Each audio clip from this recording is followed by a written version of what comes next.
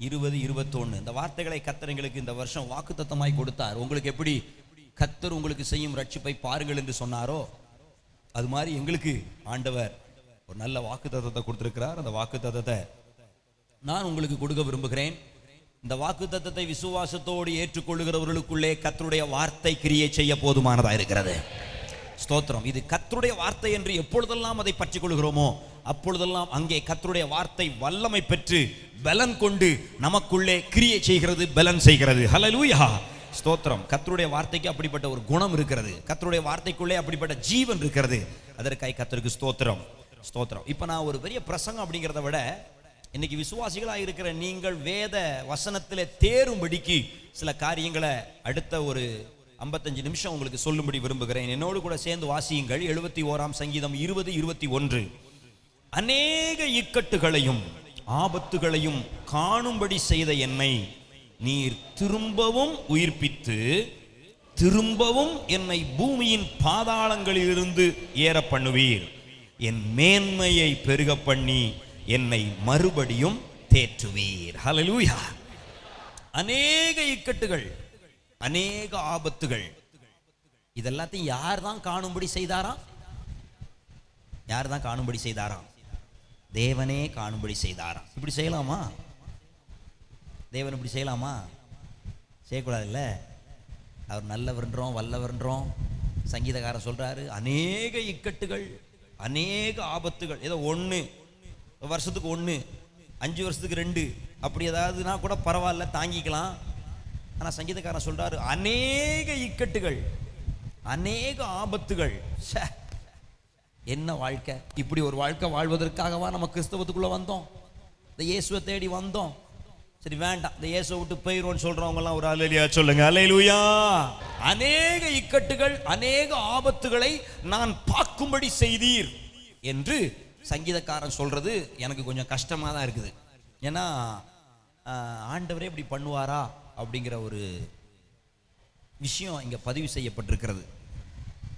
நான் இன்னைக்கு உங்க மனசுல இருக்கிற ஒரு பெரிய சந்தேகத்திற்கு பதிலை சொல்லிட்டு என்னுடைய பிரசங்கத்தை தொடர விரும்புகிறேன். என்ன அப்படின்னா, என் பிரச்சனைக்கெல்லாம் என் பாவம் தான் காரணம்னு உங்களுக்கு யாரோ போதிச்சதுனால,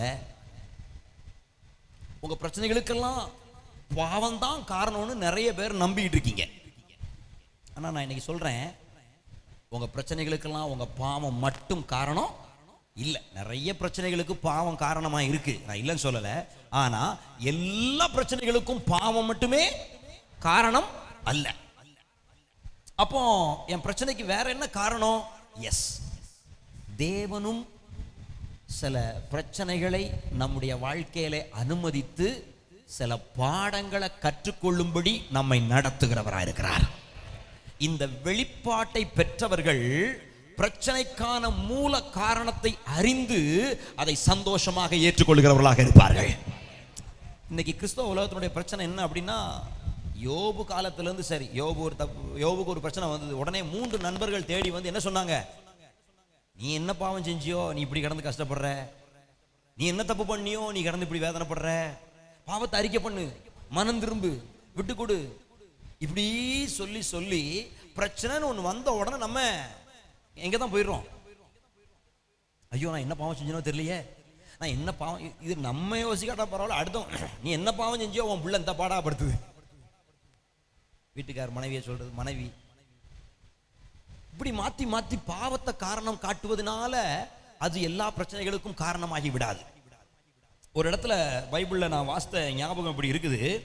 ஸ்தோத்திரம். இயேசு சொல்லுவார், சீலோவிலே ஒரு கோபுரம் இடிந்து விழுந்தது, 18 பேர் இறந்துட்டாங்க. உடனே அவங்க எல்லாம் பாவம் செஞ்சதுனாலதான் அந்த கோபுரம் இடிஞ்சு விழுந்துட்டு அவங்க மரிச்சு போயிட்டாங்கன்னு நினைக்கிறீங்களோ? எருசலேம்ல பாவிகளை விட சீலோவில் இருக்கிற பாவிகள் பெரும் பாவிகள் ஆகிவிட்டாங்கன்னு நினைக்கிறீங்களோ? அப்படி அல்ல. பாவத்தினாலதான் அவங்க எல்லாம் மரித்து போனாங்க அப்படிங்கிற முடிவுக்கு நீங்க வராதீங்க. லூக்கா 13ஆம் அதிகாரம் 4ஆம் வசனம் நினைக்கிறேன், வாசிங்க பாப்போம். சீலோவாமிலே கோபுரம் விழுந்து 18 பேரை கொன்றதே, எருசலேமில் குடியிருக்கிற மனுஷர் எல்லாரிலும் அவர்கள் குற்றவாளிகளாக இருந்தார்கள் என்று நினைக்கிறீங்களா? இல்ல. சுனாமி வந்தது, எவ்வளவு பேர் இறந்தாங்க, அவங்க எல்லாம் பாவம் செஞ்சதுனால இறந்துட்டாங்க. நீங்க மட்டும் ரொம்ப யோக்கியர்களா இருந்ததுனால தப்பிச்சிட்டீங்களோ? இல்ல, பாவத்தினால ஒரு அழிவு வரணும்னா முதல்ல யாரை தான் அழிக்கணும்? எண்ணி அழிக்கணும். ஆமா, பிரச்சனைகள் அழிவுக்கு பாவம் மட்டும் காரணம் அல்ல. யோவான் 9ஆம் அதிகாரத்துல பிறவி குருடனை, ஒரு பிறவியிலேயே குருடனாய் பிறந்த ஒருவனை இயேசு பார்க்கிறார். உடனே சீசர்கள் எல்லாரும் அவரை சுத்தி வந்து, அந்த 2ஆம் வசனத்தை வாசிங்க, 9:2. இயேசுவை நோக்கி, ரபி, இவன் குருடனாய் பிறந்தது யார் செய்த பாவம்? இவன் செய்த பாவமோ இவனை பெற்றவர்கள் செய்த பாவமோ என்று கேட்டார்கள். இயேசு சொல்றாரு, ஒரு குருடனா பிறந்துட்டான்னா உடனே அவனை பாவின்னு சொல்லி முத்திரை குத்திடுறதா? அல்லது அவங்க அப்பா அம்மா செஞ்ச பாவத்தினாலதான் அப்படி ஆயிரம் முத்திரை குத்திடுறதா? பாவத்தினாலதான் கஷ்டம் வருதுன்னு முடிவு பண்ணிடாதீங்க. இது இவன் செய்த பாவமோ அல்ல, இது இவன் பெற்றவங்க செய்த பாவமோ அல்ல. தேவனுடைய கிரியைகள் இவனிடத்தில் வெளிப்படும் பொருட்டு இவன் இப்படி இறந்தான். ஸ்தோத்திரம். இன்னைக்கு நீங்க ஒரு புதிய வெளிப்பாட்டை பெற்றுக்கொள்ளும்படி கர்த்தர் என்னை இங்க அனுப்பி இருக்கிறார் என்று விசுவாசிக்கிறேன். அது என்ன வெளிப்பாடு தெரியுமா?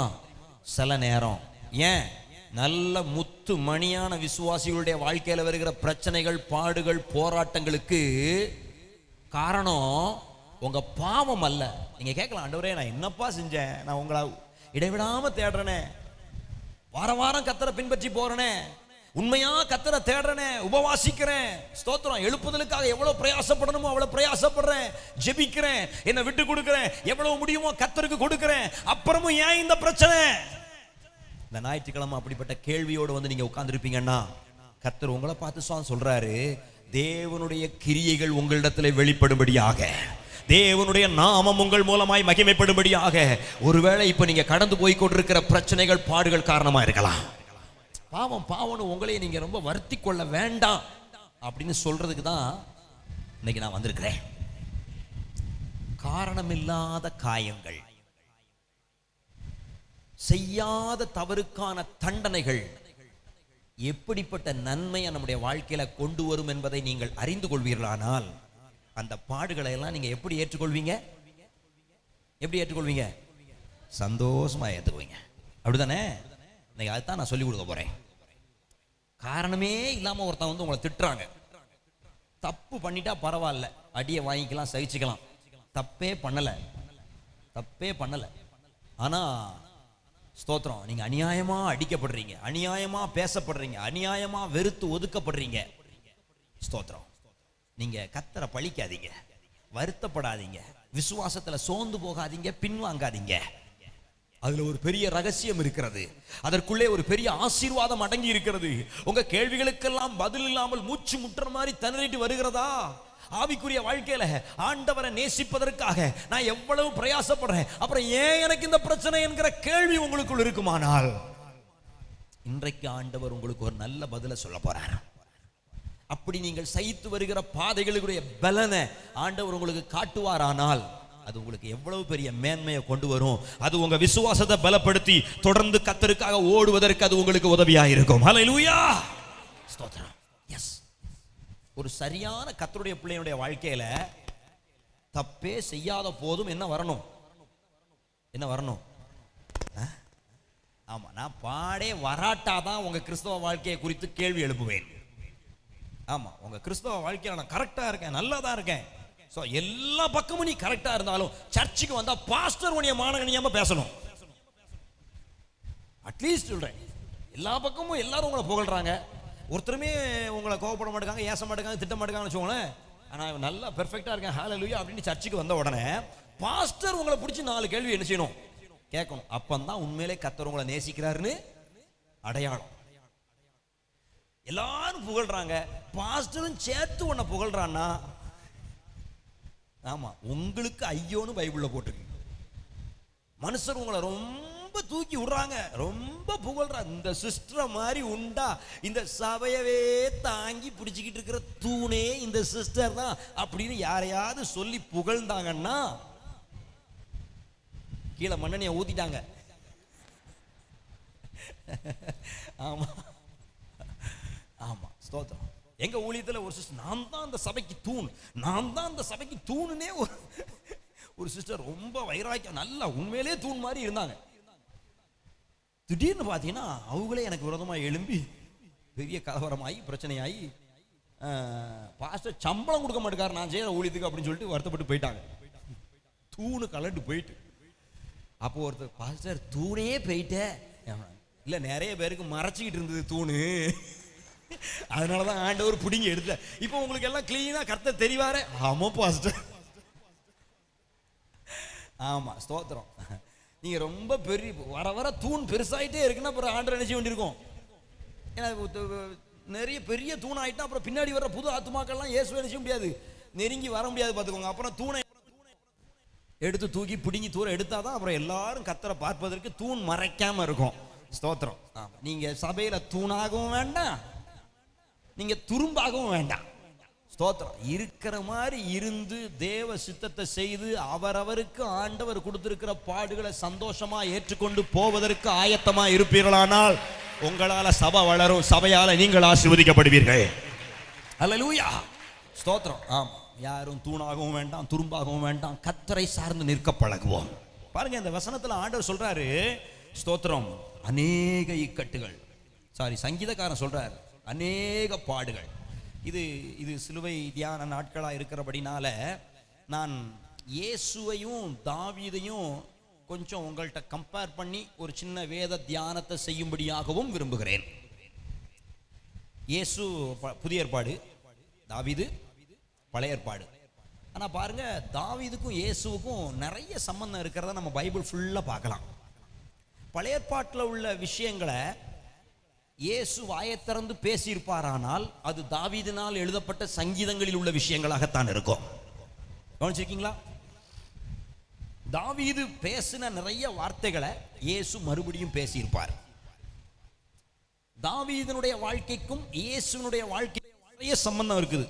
நான் கூட கொஞ்சம் சம்பந்தங்கள் எல்லாம் குறிச்சு வச்சு கொண்டு வந்தேன், பட் அது எல்லாத்தையும் உங்களுக்கு இப்ப சொல்ல முடியுமான்னு எனக்கு தெரியல. தாவீதினுடைய வாழ்க்கையினுடைய ஆரம்பமும் மறைக்கப்பட்டிருந்தது.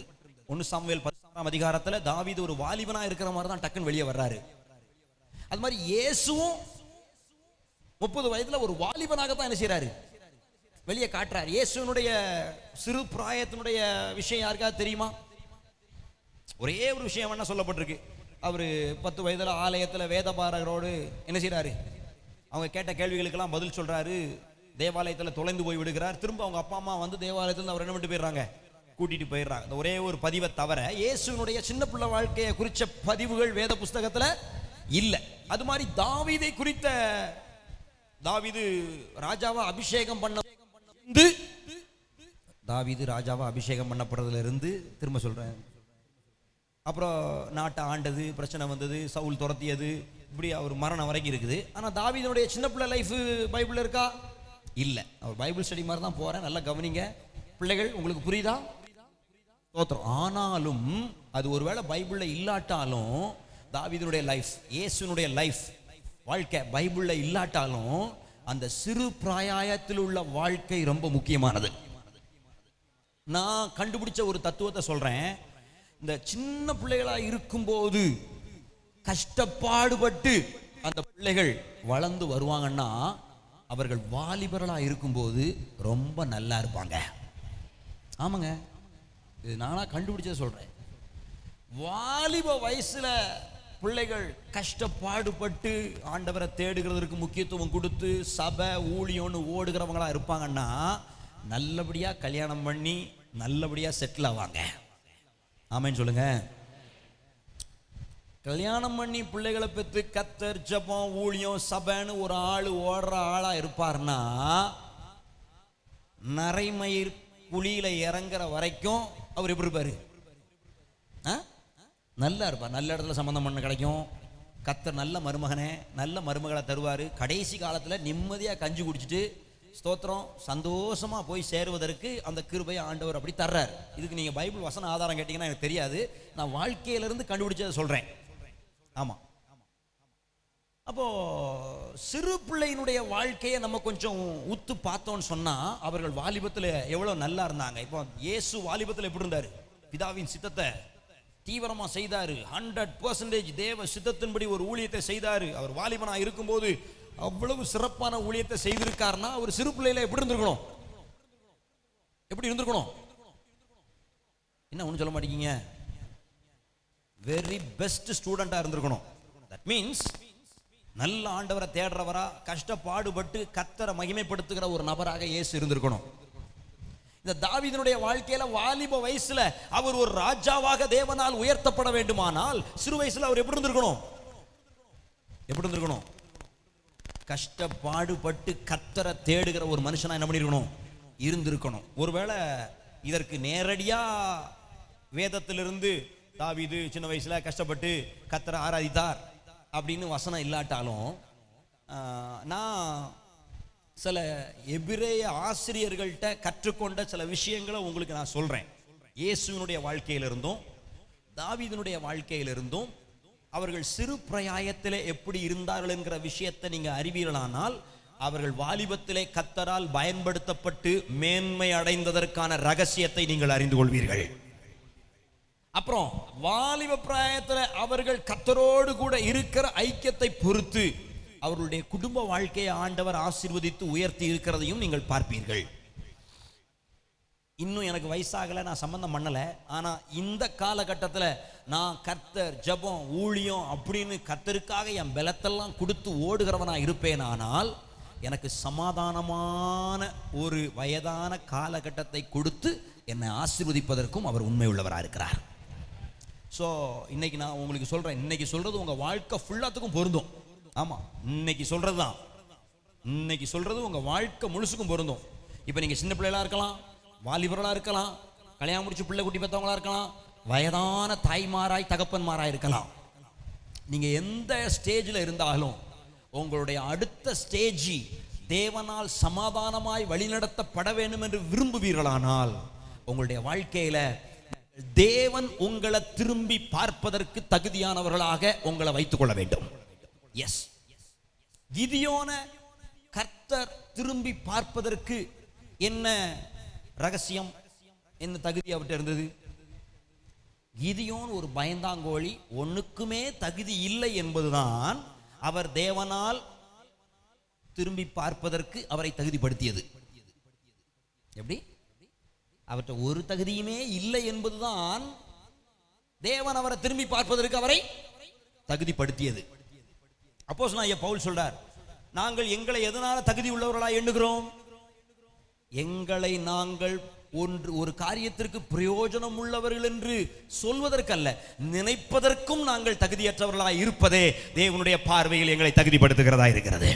நாங்கள் எங்களால் தகுதியானவர்கள் என்று எண்ணிக்கொள்வதற்கும் நாங்கள் தகுதியானவர்கள் அல்ல. அதுதான் அப்போஸ்தலனாகிய பவுலையே என்ன ஆக்குது? தேவனுடைய பார்வையில் தகுதியாக்குது.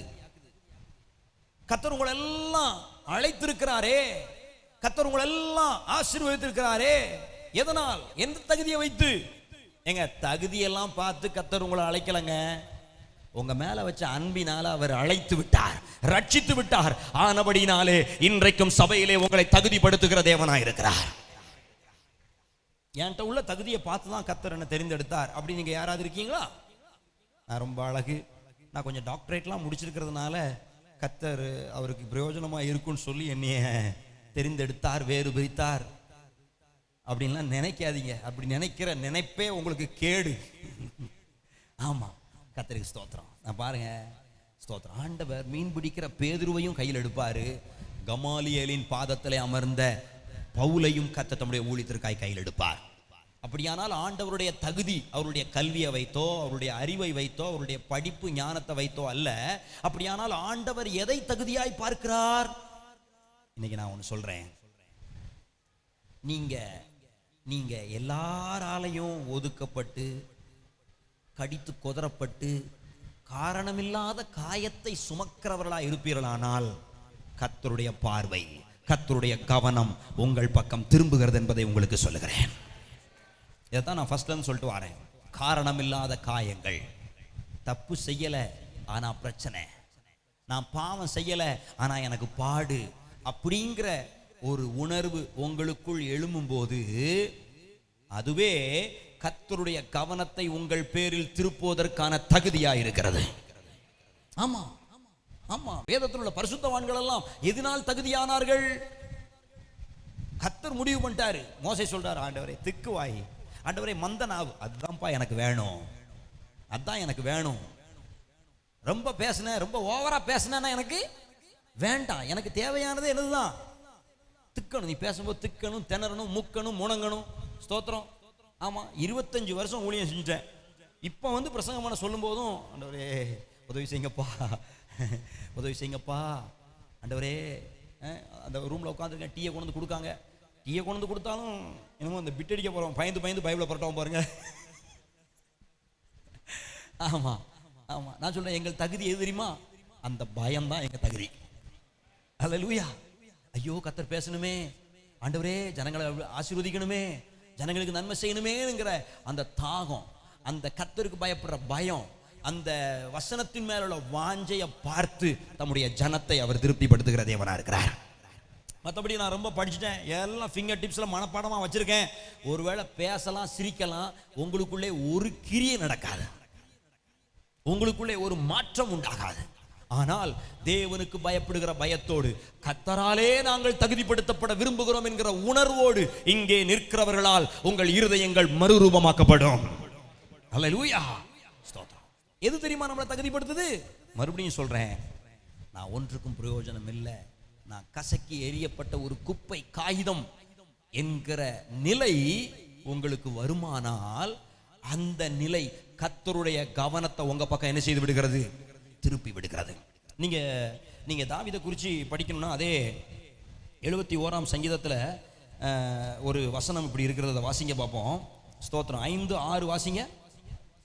கர்த்தராகிய ஆண்டவரே, நீரே என் நோக்கமும், நீரே என் நோக்கமும், சிறு வயது தொடங்கி என் நம்பிக்கையுமாய் இருக்கிறீர். நான் கர்ப்பத்தில் உற்பவித்தது முதல் உம்மால் ஆதரிக்கப்பட்டேன்.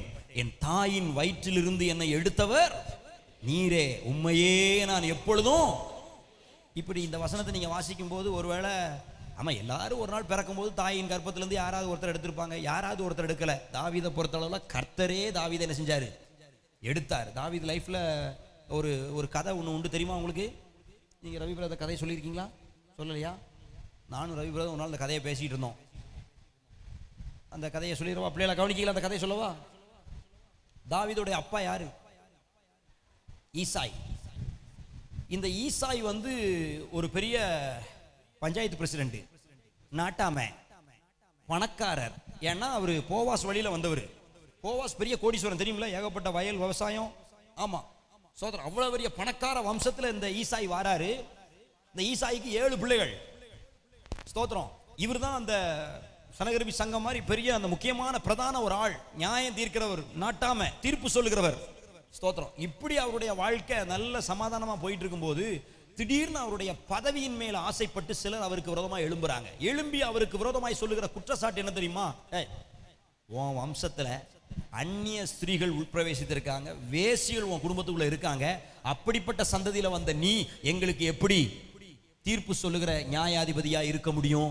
அப்படின்னு ஒரு பிரச்சனைய, ஒரு பிராதை இந்த ஈசாயின் மேலே அன்றைக்கு எருசலேமிலே வாழ்ந்த மக்கள் கொண்டு வருகிறார்கள். எருசலேம்ல தான் அவரு வாழ்றார். இப்படிப்பட்ட பிரச்சனை வந்த உடனே அவருக்கு என்ன செய்யணும் தெரியல. அவரு தன்னுடைய குடும்பத்துக்குள்ள பிரச்சனை வருது, பதவியை விட்டு விலக வேண்டிய சூழ்நிலை வருது. இப்படிப்பட்ட கடினமான சூழ்நிலையில அவருடைய மனைவி அவரை தாய் வீட்டுக்கு போக வேண்டிய ஒரு நிலையில அந்த அம்மா சண்டை போட்டு 7 பிள்ளைகளை விட்டுட்டு ஈசாயினுடைய மனைவி எங்க போயிட்டாங்க? தாய் வீட்டுக்கு போயிட்டாங்க. பாஸ்டர், நீங்க பக்கத்துல இருந்து பார்த்த மாதிரியே கதை சொல்றீங்களே, இதெல்லாம் எங்க இருக்குன்னு கேட்க கூடாது என்கிட்ட. நான் சொல்றத பூரா ஊன்னு கேட்கணும், சரியா? சரியா? கேட்க மாட்டீங்களா? முதல்ல கேளுங்க, அப்புறம் நான் ஆதாரம் காட்டுறேன், சரியா? ஸ்தோத்திரம். கர்த்தருக்கு ஸ்தோத்திரம். இப்போ ஈசாயினுடைய மனைவி எங்க போயிட்டாங்க? ஸ்தோத்திரம். 7 பிள்ளைகள் டிஃபன் பாக்ஸ் அடைக்கணும், யூனிஃபார்மை துவச்சு போடணும், ஸ்கூலுக்கு அனுப்பணும். 7 பிள்ளைகளை விட்டுட்டு அவாடு கோவச்சுக்கிட்டு அம்மா வீட்டை பார்த்து போயிட்டா. ஸ்தோத்திரம். அந்த பெண்களுக்கு கோவப்பட்டாங்கன்னா எடுக்கிற ஒரே ஆயுதம் என்னது? வாங்க அந்தாக்கலாம், அம்மா வீட்டை பார்த்து போயிடுவாங்க. இவன் பிள்ளைகளோட கிடந்து நொந்து நூடுல்ஸ் ஆகி அப்புறம் அம்மா தாயே வந்து சேருன்னு சொல்லி அவனை தாங்க வைக்கணுங்கிறதுக்காக இவங்க எடுக்கிற அம்மா வீடு, சரியா? ஸ்தோத்திரம். ஆனா அந்த ஈசாய் கொஞ்சம் விவரமான ஆளு. நீ போயிட்டா எனக்கு முடியாதா, இரு, உன் வேலைக்காரியவே நான் நினைஞ்சிடறேன், கல்யாணம் பண்ணிடுறேன்னு சொல்லி யூதர்களுக்குள்ளே அப்படி ஒரு வழக்கம் இருந்தது. மனைவியினுடைய வேலைக்காரி என்ன பண்ணிக்கலாம், கல்யாணம் பண்ணிக்கலாம். அது வந்து ஸ்தோத்திரம் பெரியவர்களால் அங்கீகரிக்கப்பட்ட ஒரு விஷயமாக அன்றைக்கு யூதர்களுக்குள்ளே இருந்தது. அதனால தான் ஸ்தோத்திரம் நம்ம யாக்கோபு 2 மனைவி கட்டினாலும் 2 மனைவியினுடைய வேலைக்காரியும் சேர்த்து கட்டி கொண்டு வந்துட்டாரு. நம்ம முற்பிதாக்களை பற்றி உங்களுக்கு தெரியுங்களா? கர்த்தருக்கு ஸ்தோத்திரம். ஆமாம், ஈசாய் அதில் பார்த்தாரு, நீ 7 பிள்ளையை விட்டு போயிட்டல, இருவோம் வேலைக்காரியை நான் கட்டிடுறேன்னு சொல்லி வேலைக்காரியை கல்யாணம் பண்ணதுக்கு டேட்டு குறிச்சாச்சு. யூதர்கள் எப்பவுமே ராத்திரி தான் கல்யாணம் வைப்பாங்க. நாளைக்கு 1ஆம் தேதி சாயங்காலம் கல்யாணம் அப்படின்னு சொல்லி எல்லாம் ஊருக்குள்ள சொல்லி 10 கொடுத்த உடனே ஹல்லேலூயா ஸ்தோத்திரம் கல்யாணம் ஏற்பாடு நடந்துகிட்டு இருக்குது. ஆனா பாருங்க, இந்த வேலைக்காரி தன் எஜமாட்டி அம்மாவின் மேல அபிப்பிராயம் உள்ளவா. இந்த வேலைக்காரி தன் எஜமாட்டி அம்மா மேல நல்ல அபிப்பிராயம் உள்ளவளா ஆனபடினாலே 31ஆம் தேதியே கிளம்பி எங்க போயிட்டா, ராத்திரியோட ராத்திரியா கிளம்பி தன் எஜமாட்டி அவங்க அம்மா வீட்டில் இருக்கால அங்க போயிட்டா. கதை கதை புரியுதா? அங்க போய் சொல்றா, அம்மா ஐயா என்னைய கல்யாணம் பண்ணணும் டேட் ஃபிக்ஸ் பண்ணிட்டாரு, நீங்க விவரம் இல்லாமல் இங்கே உட்காந்துருந்தீங்கன்னா சரிப்பட்டு வராது, நீங்க வாங்க வாங்கன்னு கூப்பிட்றா. அவன் ஏமா அவர்கிட்ட சண்டை போட்டு வந்துட்டேன், அவர் தேடி வராமல் நான் வர முடியாது, அப்போ என்னதான் செய்ய என்ன செய்ய அப்படின்னு கேட்ட உடனே அந்த ஈசாயினுடைய மனைவி ஒரு ஐடியா சொல்றா, உன்னுடைய வஸ்திரத்தை கொடு அப்படின்னு சொல்லி, ஏன் வஸ்திரத்தை நீ பிடின்னு சொல்லி வேலைக்காரியினுடைய வஸ்திரத்தை வாங்கி போட்டுக்கிட்டு அதே ராத்திரியில் எங்க வந்து கிளம்பி வந்துட்டா, தன்னுடைய சொந்த வீட்டுக்கே வந்துட்டா. வேலைக்காரி வேடத்துல இப்ப யார் இருக்கா, வீட்டுக்காரி. குழம்பிடக்கூடாது, தெளிவா இருக்கணும். இப்போ சாயங்காலம் கல்யாணத்துக்கு எல்லாம் ஏற்பாடு ஆகுது. யூதர்களுக்கு இன்னொரு முறைமை உண்டு, முகத்தை மூடி தான் என்ன பண்ணுவாங்க, கல்யாணம் பண்ணுவாங்க. ஸ்தோத்திரம். ஈசாய்க்கு ஒரே சந்தோஷம், 7 பிள்ளை பெற்றதுக்கு அப்புறம் இன்னொரு கல்யாணம். ஹல்லேலூயா. அதுக்கு ஒரு ஹல்லேலூயாவா? ஆமா, கல்யாணம் ஏற்பாடு நடந்துகிட்டு இருக்குது. பொண்ணு முகத்தை மூடி உட்கார்ந்து இருக்குது. அது தன்னுடைய மனைவிதான் என்று தெரியாமல் மறுபடியும் தாலி கட்டுகிறான். நீங்க இப்ப தாலி கட்டினா கேட்காது, எனக்கு தெரியல யூதர் எப்படி கல்யாணம் பண்ணுவாங்கன்னு. மோதிரம் மாத்தினாங்களா தாலி கட்டினாங்களா தெரியல, எப்படியோ இணைஞ்சிட்டான், கல்யாணம் முடிச்சிட்டான். கல்யாணம் முடிச்சு ஒரே விருந்து, ஜே ஜே ஜேனு, அந்த பார்ட்டி இந்த பார்ட்டி இந்த பார்ட்டி எல்லா பார்ட்டியும் ஒரே சந்தோஷம். திராட்சரசம் கொடுத்து உருண்டு பிறண்டாச்சு ராத்திரி. கர்த்தருக்கு ஸ்தோத்திரம். விடியறதுக்குள்ள வீட்டுக்காரி திரும்ப அம்மா வீட்டுக்கு போயிட்டா, அம்மா வீட்டில் இருந்த வேலைக்காரி திரும்ப வீட்டுக்கு வந்துட்டா. ஒரே ராத்திரி இவ்வளவு வேலையும் நடந்து முடிஞ்சிட்டு திரும்பியும் பழையமா நடந்துகிட்டு இருக்கு. வேலைக்காரி பிள்ளைகளை கவனிக்கிறா, ஸ்கூலுக்கு அனுப்புறா, எல்லா வேலையும் நடந்துகிட்டு இருக்குது. 6 மாசம் கழிச்சு ஒரு செய்தி வருது, உன்னுடைய மனைவி அம்மா வீட்டுக்கு போனால அங்க குழந்தை உண்டாயிருக்காளாம். இப்ப ஈசாய்க்கு எப்படி இருக்கும், ஏண்டி என்னைய விட்டுட்டு அம்மா வீட்டுக்கு போய் அங்க எப்படி நீ குழந்தை உண்டானு பெரிய சண்டை. ஏற்கனவே சண்டை பிரச்சனை, இப்படி ஒரு பிரச்சனை வந்துன்னா அப்புறம் கேட்கவா செய்யணும். சண்டையோ சண்டை, பயங்கர சண்டை. ஈசாய் சொல்றான், இது என் பிள்ளையே இல்லைன்னு. அவ சொல்றா, நோ, இது உங்களுக்கு பிறக்க போகிற பிள்ளைதான் அப்படின்னு சொல்லி ஈசாயினுடைய மனைவியை அடிச்சு சத்தியம் பண்றான். இப்ப மறுபடியும் பஞ்சாயத்து தலைவர்கிட்ட வருது விஷயம். அது எப்படி, புருஷனே இல்லாம நீ போய் அங்க 1 வருஷத்துக்கு மேல உட்காந்துருக்க, அது எப்படி நீ குழந்தை உண்டாகும்? இல்ல, இவர் தான் என் வயிற்றுல இருக்கிற குழந்தைக்கு தகப்பேன் அப்படின்னு அடிக்கா. ஓட்ட இப்ப இந்த காலமா இருந்தா டக்குன்னு கூப்பிட்டு டிஎன்ஏ டெஸ்ட் எடுத்தோம், யார் ரத்தம் எவரு என்னன்னு தெரிஞ்சிடலாம், தப்பு டுப்புன்னு முடிச்சிடலாம், தீர்ப்பை முடிச்சிடலாம். ஆனா அப்ப டிஎன்ஏ டெஸ்ட்டுக்கலாம் வழி இல்லை. நீ பிரசங்கத்தை கவனிக்கிறத விட இந்த கதையை நல்லா கவனிக்காங்க ரவி பிரதர். ஆமா, கர்த்தருக்கு ஸ்தோத்திரம். ஆமா, டிஎன்ஏ டெஸ்ட் எல்லாம் எடுத்து பார்க்க வழி இல்லாதனால ஸ்தோத்திரம் இப்ப தீர்ப்பு வருது, குழந்தை பிறக்கிற வரைக்கும் அமைதியா இருங்க. குழந்தை பிறந்த உடனே குழந்தை யார் மாதிரி இருக்கோ அதை வச்சு நம்ம நினைஞ்சிருவோம், முடிவு சொல்லிடுவோம். பக்கத்து வீட்டுக்காரமா, அந்த ஊர்ல பக்கத்து வீட்டுக்காரமா இருந்துன்னா இவ்வளவு கல்லெறிஞ்சு நினைஞ்சிருவோம், கொன்றுவோம். உடனே அவ கேட்கா, அப்போ எங்க வீட்டுக்காரர் ஈசாய் மாதிரியே இருந்ததுன்னா சரி பார்ப்போம் அப்படி. உடனே ஈசாய் சொல்றான், அந்த பிள்ளை என் பிள்ளையே கிடையாது, பிறந்தா நான் கொன்றுவேன் அப்படின்லாம் பயங்கர வீர வசனம் பேசுறார் இந்த ஈசாய். 10 மாதங்கள் தொட்டடைங் யார் வந்து பிறக்கிறா, 8வது பிள்ளை தாவீது வந்து பிறக்கிறார். தாவீது வந்து பிறந்து மூஞ்ச கழுவி பிள்ளைய மூஞ்ச பார்த்தா அப்பனை எங்கேன்னு இருக்கு. இப்போ ஈசாய்க்கு இன்னொரு பெரிய ஷாக், அது எப்படி எனக்கே தெரியாம. அப்பதான் வேலைக்காரி, ஐயா கோச்சிக்காதீங்க, அன்னைக்கு நீங்க மறுபடியும் அம்மாவை தான் கல்யாணம் பண்ணீங்க, மறுபடியும் அம்மாவுக்கு தான் குழந்தை பெற்றிருக்கீங்க, நான் எஸ்கேப்.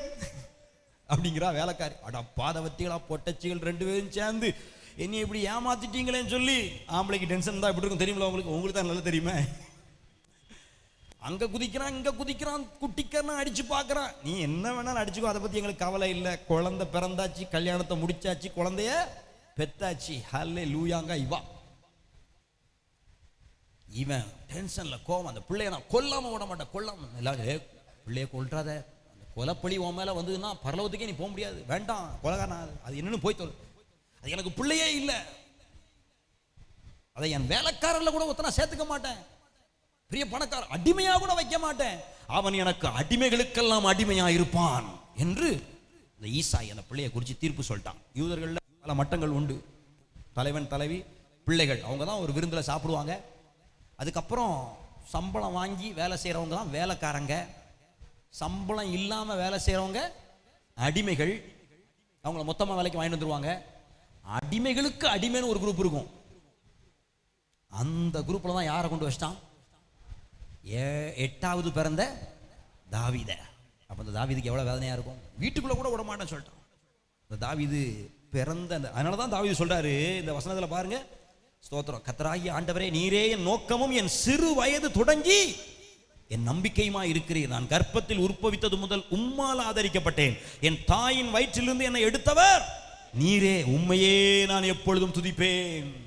இது சும்மா விளையாட்டுக்கு சொல்லலை, நிஜமாவே தாவீதுடைய லைஃப்பில் நடந்தது. இங்க பாருங்க, அதில் சொல்லுவார் அடுத்த வசனம், அநேகருக்கு நான் ஒரு புதுமை போலானேன், நீரோ எனக்கு பலத்த அடைக்கலமாக இருந்தீர். ஒருவேளை கர்ப்பத்தில் தாவீது செத்திருந்தார்னா என்ன இருக்கும்? என்ன இருக்கும்? ஒருவேளை கர்ப்பத்தில் தாவீது செத்துட்டார், கட்டாயம் ஈசாய் மனைவி இணைஞ்சிருப்பான், கொண்டிருப்பான் இல்லையா? அல்லது ஈசாயே கொல்லாட்டாலும் அந்த யூத தீர்ப்பு என்னவா தான் வந்திருக்கும், நிவேசித்தனம் பண்ணன்னு சொல்லி அவளை கல்லெறிஞ்சு கொண்டிருப்பாங்க. ஆனால் பாருங்க, அந்த கர்ப்பத்தில் தாவீதை பாதுகாத்து இந்த பூமியில வந்து விழும்படி செய்தார். அதனால தான் 27:10 வாசிங்க. 27:10 சங்கீதம். என் தகப்பனும் என் தாயும் என்னை கைவிட்டாலும், என் தகப்பனும் என் தாயும் என்னை கைவிட்டாலும் கர்த்தர் என்னை சேர்த்துக் கொள்வார். கர்த்தர் என்னை சேர்த்துக் கொள்வார். ஹல்லேலூயா. கொஞ்ச நாள் ஆச்சு, தாய் பிள்ளையை கவனிச்சுட்டு இருந்தா அம்மா வீட்டில் உட்காந்து, கவரு உனக்கு அந்த பிள்ளை வேணுமா, இங்க இருக்கிற 7 பிள்ளை வேணுமா? அவ பார்த்தா ஒரு பிள்ளை பெருசா 7 பிள்ளை பெருசா? 7 பிள்ளை தான் பெருசுன்னு சொல்லிட்டு அம்மா வீட்டில் கடைசியாக பெற்ற பிள்ளையை கொடுத்துட்டு அம்மா எங்கே வந்துட்டா? புருஷன் வீட்டுக்கு வந்துட்டா. ஆனால் அவளுடைய மனசு யார் மேலேயே இருக்குது? இந்த கடைசியில் பிறந்த தாவீது மேலேயே இருக்குது. தாவீதுக்கும் அம்மா அப்பாவை பார்க்கணும்னு ஆசை, ஆனால் போக முடியாது. அங்கே போனால் அப்பா அடிக்காரு, நொறுக்கிறாரு, வெளுக்கிறாரு, குடும்பத்துக்குள்ள பெரிய சண்டை வருது. அந்த வீட்டுக்குள்ளேயே போக முடியல, அந்த வீட்டு பக்கமே போக முடியல. அங்கே ஒரு வேலை இருக்க முடியல, பிள்ளையா இருக்க முடியாட்டாலும் ஒரு வேலைக்காரன் கூட கிடையாது, ஒரு அடிமையா கூட இருக்கக்கூடாது. அடிமைக்கு அடிமை, ஊரை விட்டே தூரம் நிற்கணும், எச்சி இலையை தான் சாப்பிடணும். 8வது பிள்ளை செல்லமா வாழ வேண்டிய பிள்ளை, தகப்பனாலும் தாயினாலும் கைவிடப்பட்ட நிலைமையில பாட்டி வீட்டில் கஷ்டப்பாடுபட்டு ஒரு பிள்ளை வளர்ந்துட்டு இருக்குது. சில காலம் ஆச்சு, அம்மாவும் இல்லை, தாத்தா பாட்டியும் செத்து போனாங்க, அவனுக்கு ஆதரவு யாருமே இல்லை. அதனால தான் அந்த 22:10 ஸ்தோத்திரம் அவர் சொல்லுவாரு, கர்ப்பத்திலிருந்து வெளிப்பட்ட போதே உமது சார்பில் விழுந்தேன், நான் என் தாயின் வயிற்றில் இருந்தது முதல் நீரே என் தேவனாயிருக்கிறீர். 22:10. ஆண்டவரே, பிறந்ததிலிருந்து எனக்கு நீங்க தான்ப்பா. ஸ்தோத்திரம். தாவீதுக்கு ஃப்ரெண்ட்ஸ் இல்லை. 88:18 நினைக்கிறேன், வாசிங்க. 88:18 சங்கீதம். 88:18 யாராவது வாசிங்க. சிநேகிதனையும் தோழனையும் எனக்கு தூரமாக விலக்கினீர், எனக்கு அறிமுகமானவர்கள் மறைந்து போனார்கள். நல்ல கவனிங்க. இதெல்லாம் தாவீதுனுடைய வாழ்க்கையில நடப்பதற்கு யார் காரணம்? தாவீது காரணமா? தாவீது செஞ்ச பாவம் காரணமா? இப்போ நான் மறுபடியும் பாயிண்ட்டுக்கு வர்றேன். நம்முடைய வாழ்க்கையில் வருகிற பிரச்சனைகளுக்கெல்லாம் பாவம் தான் காரணம்னு தப்பா நினைச்சிட்டு இருப்பீங்கன்னா, இன்னைக்கு சொல்றேன், இல்லவே இல்லை. ஏதோ ஒரு நோக்கத்தோடு அவைகளை கர்த்தர் உங்கள் வாழ்க்கையில் அனுமதிக்கிறார் என்று நான் சொல்லுகிறேன். தாவீது இஸ்ரவேலுக்கு ராஜாவாக்கணும்னு சொன்னா, தாவீதுக்கு தான் கற்றுக் கொடுக்க வேண்டிய சில பாடங்களை கற்றுக் கொடுக்கும்படியாக இப்படிப்பட்ட அனுபவத்தை கர்த்தர் தாவீதுக்கு சிறு பிராயத்திலே கொடுத்தார். உங்களுக்கு எனக்கும் தெரியாது. ஆண்டவர் நமக்கு என்ன பாடத்தை கற்றுக் கொடுப்பதற்காக இந்த பாதையில் நம்ம நடத்திட்டு இருக்காருங்கிறது நமக்கு தெரியாத வரைக்கும் நம்ம கத்துவோம், கதறுவோம், புலம்புவோம், தவிப்போம். தாவீதுக்கும் தெரியல, அதனால தான் ஒரே புலம்புறாரு. என் சிநேகிதர்களை என்ன விட்டு விளக்குனீர். எப்படி தெரியுமா? யாராவது போய் தாவீதுக்கு ஒரு சாப்பாடு கொடுத்தாங்கன்னா இந்த ஈசாய் அவங்கள ஆள் வச்சு அடிப்பார். டேய், அவன் என்ன பெரிய, அவன் மேலே உனக்கு பாசமா? ஈசாய் எத்தனையோ முறை தாவீதை கொல்ல பார்த்தாலும் அநேக, எப்பா அந்த ரத்தப்படி உங்கைக்கு வர வேண்டாம், எங்கேயும் அடிபட்டி எப்படி செத்துட்டு போட்டோம், அவன் அப்படி விட்டுரு. இந்த ஈசாய்க்கு தாவீதை நினைச்சாலே கடும் கோபம் வருகிறது, என்ன செய்யனே தெரியல. இதே நிலைமை தான் இயேசுவுக்கும். நீங்க ஆன்டிக்விட்டிஸ் ஆஃப் ஜூஸ் அப்படின்னு சொல்லி நீங்க ஒரு புஸ்தகத்தை வாங்கி வாசித்து பாருங்க. அதுல சில பரிசுத்தவான்களுடைய மறைவான வாழ்க்கை வெளிப்படுத்தப்பட்டிருக்கிறது. இயேசு கிறிஸ்துவை குறித்து போட்டிருக்குது ஆன்டிக்விட்டிஸ் ஆஃப் ஜூஸ்ல. இயேசு கிறிஸ்துவுக்கு ஒரு கதை இருக்குது. சிறு பிராயத்தில் அவர் கடந்து வந்த பாதை. எலியா தீர்க்கதரிசியை குறித்து ஒரு கதை இருக்குது. ஸ்தோத்திரம். ஓபேத் ஒரு கதை இருக்குது. தாவீதை குறித்து இந்த கதை எழுதப்பட்டிருக்கிறது. ஸ்தோத்திரம். ஆபிரகாமை குறித்து ஒரு சம்பவம் இருக்கிறது. ஸ்தோத்திரம். பைபிள்ல உள்ள பரிசுத்தவான்களுடைய பின் வாழ்க்கை ரகசியமான காரியங்கள் எல்லாம் அந்த புஸ்தகத்தை எழுதப்பட்டிருக்கிறது. நீங்க அதை வாங்கி படிச்சு பாருங்க. ஆனா தமிழ்ல கிடைக்கிறது இல்லை, இங்கிலீஷ்ல தான் கிடைக்குது. இப்பதான் அதை கிரேக்கு பாஷையிலிருந்து, அதாவது யூதர்களுடைய செவிவழி செய்திகளை எல்லாம் புஸ்தகமாக பதிவு செய்திருக்கிறார்கள். காலங்காலமா தொண்டு தொட்டு கதையா சொல்லிட்டு வருவாங்கல்ல, அந்த கதைகளை எல்லாத்தையும் இப்போ புஸ்தகமாக்கி அந்த எபிரேய புஸ்தகத்தை இப்போ டிரான்ஸ்லேட் பண்ணி இங்கிலீஷ்க்கு வந்திருக்காங்க. ஒருவேளை இந்த பிள்ளைகளுடைய காலகட்டத்தில் அந்த இங்கிலீஷ் புஸ்தகம் தமிழுக்கு என்ன செய்யப்படும், மொழிபெயர்க்கப்படும். ஆனால் இப்பொழுதே நாங்கள் அதை படித்து உங்களுக்கு சொல்லி தாரோம். பாருங்க, தாவீதினுடைய வாழ்க்கையில எப்படி நடந்ததோ அப்படியே இயேசுவினுடைய வாழ்க்கையில நடந்தது. இயேசுவினுடைய தாய் இயேசுவினுடைய பாடுகளை குறித்து பரிதபிக்க முடிந்ததே தவிர அவருக்கு உதவி செய்ய முடியல. அது மாதிரி தாவீதினுடைய தாய் தாவீதினுடைய நிலைமையை குறித்து பரிதபிக்க முடிந்ததே தவிர தாவீதுக்கு உதவி செய்ய முடியல. இயேசுவினுடைய ஆரம்ப நாட்கள் என்ன தெரியுமா நடந்தது? ஸ்தோத்திரம். இயேசுவுக்கு அப்புறம் மரியாள் 7 பிள்ளைகளை பெத்தாங்க. வாசிக்க நேரம் இல்லை. மார்க்கு 6:3 குறிச்சு வச்சுக்கோங்க, வீட்டில் போய் வாசிங்க. அந்த 7 பிள்ளைகளையும் பெத்து போட்டதோட யோசேப்பு கண்ணை மூடிட்டாரு. 10 வருஷம் வாழ்ந்திருப்பார் வைங்களேன். இயேசுக்கு 10 வயசு யோசேப்பு போய் சேர்ந்தார். இந்த முழு குடும்பத்தையும் சுமக்கும்படியான ஒரு பாரம் இயேசுவின் தலையில வந்தது. இயேசு 30 வயசு வரைக்கும் ஒரு சாதாரண தாய்க்கு மகனா இருந்து செய்ய வேண்டிய கடமைகள் எல்லாவற்றையும் உண்மையும் உத்தமமா கரெக்டா செஞ்சிருக்காரு. அப்படி செஞ்சாலும் அவரை குறித்து கேட்கப்பட்ட கேள்வி என்ன தெரியுமா? ஏய், உங்க அப்பா யாரா? உங்க அப்பா யாரு? இந்த கேள்விக்கு இயேசு என்ன பதில் சொல்லுவாரு? ஏன்னா விஷயம் பரவலா அந்த மக்களுக்கு தெரியும். மரியாள் பரிசுத்தாவியினாலே கர்ப்பந்தரிக்கப்பட்டாள். ஆனா மரியாள் அம்மா, அந்த தாய் ரொம்ப ஒழுக்கம் உள்ளவங்க. அவ்வளவு ஒழுக்கம் உள்ளவா தப்பு பண்ணி பிள்ளைய பெற்றிருப்பான்னு சொல்லி அந்த மக்களால வாயத்தர தைரியமா என்ன பண்ண முடியல. அவ்வளவு அந்த அம்மா ஒழுக்கமா இருந்திருக்காங்க பாருங்களேன். பரலோகமே இயேசுவை பிறக்க செய்வதற்கு அந்த அம்மாவை தகுதியா பார்க்கணும்னா ஊர் அறிய உலகம் அறிய எருசலேமுக்குள்ளே பெத்லகேமிலே அந்த அம்மா எவ்வளவு பரிசுத்தமா இருந்திருக்கணும், அந்த வாலிப பிள்ளை மரியாள். சோ மரியாளையும் தப்பா சொல்ல முடியல. ஆனா யோசேப்பும் சொல்றாரு, இது எனக்கு பிறந்த பிள்ளை இல்ல, ஆனாலும் அவளை நான் சேர்த்துக் கொள்றேன்னு சொல்லிதான் அவர் சேர்த்துக் கொள்றாரு. இந்த விஷயம் ஓரளவுக்கு தெரிஞ்சவங்களுக்குள்ளே இருந்தபடினாலே அவருடைய கேள்வி எல்லாம் இயேசு, உங்க அப்பா யாரு? சரி, இப்ப இயேசுவே எங்க பிதா தான் எங்க அப்பா அப்படின்னு சொன்னா அப்ப மத்தவன் என்ன சொல்லுவான்? ஏய் எப்படி இருக்கும் பாருங்க. உங்க அப்பா யாரு? கர்த்தர் தான் எனக்கு அப்பா அப்படி சொன்னா அது இந்த உலக மக்களால ஏற்றுக்கொள்ளும்படியான பதிலாக அது இல்ல.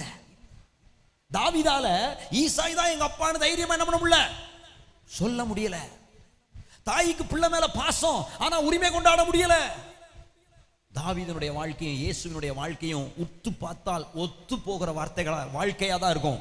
நான் சொல்றேன், தேவன் அவர்களை கரத்தில் எடுத்ததற்கு காரணம் என்ன தெரியுமா? காரணமில்லாத காயங்கள் அவர்கள் மேல் சுமத்தப்பட்டதே அதற்கு காரணமாயிருந்தது. அவர்கள் நொறுக்கப்பட்டார்கள், ஊர் உலகத்தில் உள்ள ஜனங்களால் புறம்பே தள்ளப்பட்டார்கள், கசக்கி எறியப்பட்டார்கள், துப்பப்பட்டார்கள், வையப்பட்டார்கள். ஒரு முறை ஒருத்தன் சொல்றான் ஈசாயிட்ட, ஈசாய் ஐயா, அந்த மலைக்கு அந்த பக்கம் சிங்கம் வந்துட்டு போறதுன்னு கேள்விப்பட்டேன், நீங்க வேணா தாவீதை அங்கிட்ட அனுப்புங்க. அப்படியாடா? கழுதை இதோட சாப்பிட்டு ஒரு 4 ஆடை பிடிச்சு கொடு, அந்த மலைக்கு அந்த பக்கமே அவனை மேய்க்க சொல்லு. இவன் எங்க அப்பா சொன்னாரா? எங்க அப்பா என்ன வேலைக்கே கூப்பிட மாட்டாரு, எங்க அப்பாவா வேலை கொடுத்தாரு. சந்தோஷமா அந்த 4 ஆடை வாங்கிட்டு அந்த மலைக்கு அந்த பக்கம் போய் மேய்க்க போறான். அதே மாதிரி என்ன வருது? சிங்கம் வருது. இவன் கர்த்தரையே ஆராதிக்கிற ஆளு. தாவீதை பாருங்க, அதாவது சிநேகிதர்கள்லாம் தூர விலகி போறாங்க, அறிமுகமானவங்க விலகி போறாங்க, இப்படி எல்லாருமே தூர விலகி போனோம். சின்ன பையன் பார்த்தீங்களா? அப்போ உண்மையா நல்லவங்க, உன்னை யாரும் காப்பாற்ற முடியாதுடா, அந்த கர்த்தர் தான் உன்னை என்ன செய்யணும், காப்பாற்றணும் அப்படின்னு சொல்லியிருப்பாங்க பாருங்க. இந்த வார்த்தையை கேட்ட உடனே அவனுடைய நம்பிக்கை பூரா யார் பக்கம் திரும்புது? கர்த்தர் பக்கம் திரும்புது. அப்படியா, கர்த்தர் தான் காப்பாற்ற முடியுமா? எங்க அப்பா அம்மாவை விட கர்த்தர் தாண்டா உன்னை காப்பாற்றணும், உனக்கு யாரும் இல்லடா அப்படின்னு சொன்ன வார்த்தையை கேட்டு தன்னுடைய நம்பிக்கை முழுவதையும் தாவீது கர்த்தரின் பக்கமாய் திருப்புகிறான்.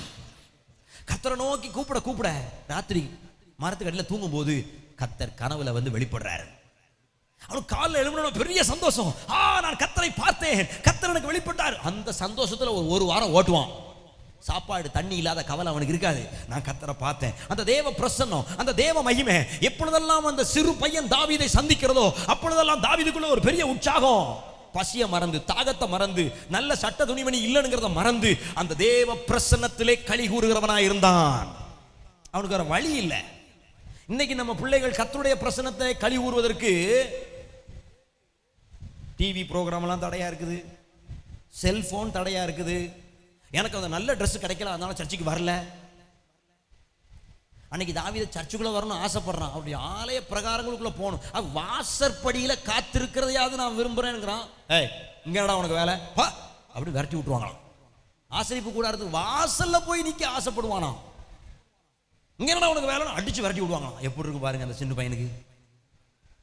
பாவம், தாய் தகப்பன் இருந்தும் அன்பில்லாத நிலைமையில, எல்லாராலையும் துரத்தி அடிக்கப்பட்ட நிலைமையில, ஸ்தோத்திரம். ஒரு முறைலாம் இப்படி தாவீது ரோட்ல நடந்து போற அவங்க அண்ணன்மாரெல்லாம் நல்ல சட்ட துணிமணி உடுத்தி என்ன செய்யறாங்க, நல்ல ட்ரெஸ் பண்ணி போறாங்க. அண்ணே அண்ணே அன்பா கூப்பிடுறான். அண்ணன் தம்பி, இவனா கல்ல கொண்டு எரிக்கணும். அண்ணன்மாரு 7 பேரும் கல்லை கொண்டு தாவீது என்ன செய்யறாங்க, எரியிறாங்க. பைபிள்ல போட்டிருக்கு அப்படி. அந்த வசனத்தை வாசிங்க பார்ப்போம். 71ஆம் சங்கீதத்துல மறுபடியும் திருப்புங்க. அந்த 71ஆம் சங்கீதத்துல ஸ்தோத்திரம் 69ல ஸ்தோத்திரம் 7-8 வாசிங்க பார்ப்போம். உமது நிமித்தம் நிந்தையை சகித்தேன், லட்சை என் முகத்தை மூடிற்று. 69:8 என் சகோதரருக்கு வேற்று மனுஷனும் என் தாயின் பிள்ளைகளுக்கு அந்நியனுமானேன். சகோதரர்னா வேற யாரும் இல்லை, எங்க அம்மா பெத்த பிள்ளைகள், எங்க அப்பா பெத்த பிள்ளைகள், அவங்களுக்கு நான் என்ன ஆயிட்டேன், அந்நியனாகிவிட்டேன். அவங்கெல்லாம் என்ன துரத்தி அடிக்கிறாங்க. அவங்கெல்லாம் நல்ல சட்டத்தை போட்டு, நல்ல துணிமணி உடுத்தி, நல்ல சாப்பாடு சாப்பிட்டு, நல்ல வீட்டில் தங்கி சந்தோஷமா இருக்காங்க. ஆனா எனக்கு வீடு இல்லை, எனக்கு காடு தான். இப்படிப்பட்ட நிலைமையில இந்த அண்ணன்மாராது எனக்கு உதவி செய்வாங்கன்னு பார்த்தா அந்த அண்ணன்மாரு கூட எனக்கு உதவி செய்யலையே, என்னை துரத்தி அடிக்கிறாங்களே. எல்லாராலும் புறம்பே தள்ளப்பட்ட காரணமில்லாத காயங்கள் தாவீதின் மேல் இருந்ததே, கர்த்தருடைய பார்வை தாவீதின் பக்கத்தில் திரும்புவதற்கு காரணமாய் மாறிவிட்டது. ஒருவேளை நீங்க தாவீது அளவுக்கு புறம்பே தள்ளப்பட்டிருக்க வாய்ப்பு இல்லை. ஆனா நம்ம சின்ன ஒரு கசப்பு, ஒரு வெறுப்பு நம்ம மேல செலுத்தப்படும் போது உடனே அப்படியே மயங்கி விழுந்துருதோம். அடையப்பா அதை தாங்க முடியல, அதை நினைச்சே ஒரு வாரம் லீவு போட்டுருதோம், 10 நாள் சோறு போக மாட்டோம், 3 வாரம் சபைக்கே கட்டடிச்சிடுறோம். ஆமா, பாஸ்டரா இருக்கேன்ல, சிஸ்டர் என்ன சிஸ்டர் 2 வாரமா சர்ச்சுக்கு வரல, வாங்க பாஸ்டர் எங்க வீட்டுக்காரர் என்ன ஏசிட்டாரு, பதவத்தி உள்ள குமுறும். இவளெல்லாம் கும்ம வேண்டாமா, வீட்டுக்காரன் ஏசினதுக்கு 2 வாரம் சர்ச்சுக்கு கட்டடிக்கால. அப்புறம் என்ன செய்ய, அப்படி ஒன்றும் சொல்ல முடியாது. கவலைப்படாதீங்க சிஸ்டர், கர்த்தர் உங்களை தேற்றுவார், வாங்க சிஸ்டர், இப்படிதான் சொல்லுவாரு. ஒரு சொல்லு பொறுக்க மாட்டேக்காளுவனுங்க. ஒரு கடும் சொல்லு இந்த காலத்துல நம்ம பிள்ளைகள்கிட்ட சொல்ல முடியுதா? கோபத்துல ஒரு சொல்லு திட்டோம்னா மூஞ்சி மோரையும் தூக்கிக்கிட்டு அப்புறம் அவங்களுக்கு பிடிச்சமான பண்ணு, லட்டு, முறுக்கு, மிச்சர்லாம் வாங்கி கொண்டு கொடுத்து தாங்கி தடக்கி தடவி விட்டு, ஏம்மா எச்ச எல்லாமே தங்கமே ஒழுங்கு அப்படின்னு அப்புறம் தான் அது வலிக்கு வருது. ஆனா பாருங்க, தாவீதை தேற்றுவதற்கும் ஆள் இல்லை, ஆற்றுவதற்கும் ஆள் இல்லை. இயேசுவை தேற்றுவதற்கும் ஆள் இல்லை, ஆற்றுவதற்கும் ஆள் இல்லை. அவர்கள் எல்லாராலும் புறம்பே தள்ளப்பட்ட நிலைமையில கீழே கிடந்தாங்க பாருங்க. கர்த்தர் அந்த நிலைமையை கண்ணோக்கி பார்க்கிறார். நான் அங்கங்க பாதியில கதையை விட்டுருக்கேன். இப்போ தாவீது அப்பா தாவீதை எங்க அனுப்புறாரு, மலைக்கு அனுப்புறாரு. சிங்கம், அங்க சிங்கம் வருது, மேய்ச்சிக்கிட்டு இருக்கிற ஆட்டுக்குட்டியை ஒன்று சிங்கம் தூக்கிட்டு போயிட்டோம். ஐயோ குட்டியவா தூக்கிட்டுன்னு கர்த்தாவே துணைக்கு வாங்க. கர்த்தருக்குள்ள இருந்த உடனே தாவீதுக்கு எங்க இருந்தா வீரம் வந்தோ தெரியல.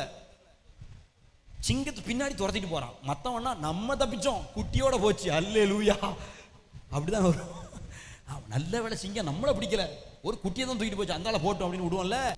தாவீதுக்கு அப்படி இல்லை, குட்டியை அது எங்க அப்பா கொடுத்த வேலைய இந்த வாரன்னு சொல்லி பின்னாடியே ஓடி சிங்கத்து வாழை பிடிச்சு இழுத்து பெடரிலேயே குத்தி அது வாயை பிளந்து அதன் வாயிலிருந்து குட்டியை காப்பாத்தி இன்னும் கூடுதலா வாயை பிளந்து மொத்தமா பிளந்து சிங்கத்தை கொன்னு கஷ்டப்பட்டு தோல்ல தூக்கி போட்டு ஆட்டையும் மேய்ச்சிக்கிட்டு திரும்ப மலையிலேருந்து இறங்கி வர்றான் பாருங்க.